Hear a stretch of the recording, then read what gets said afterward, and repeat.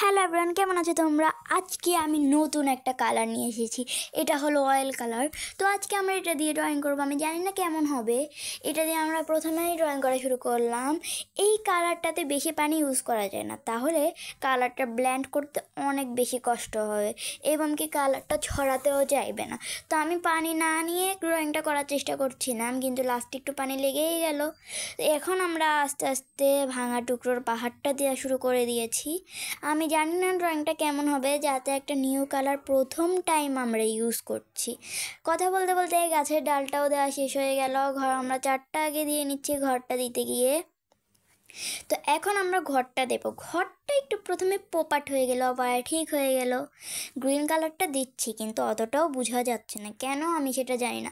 এখন আমরা যাই হোক গাছের পাতাগুলো দিয়ে নেব। আস্তে আস্তে আমাদের গাছের পাতাগুলোও দেওয়া হয়ে গেল। এর মধ্যে ড্রয়িংটা কমপ্লিট। তো কেমন লেগেছে তোমাদের অবশ্যই জানাবে। Thank you.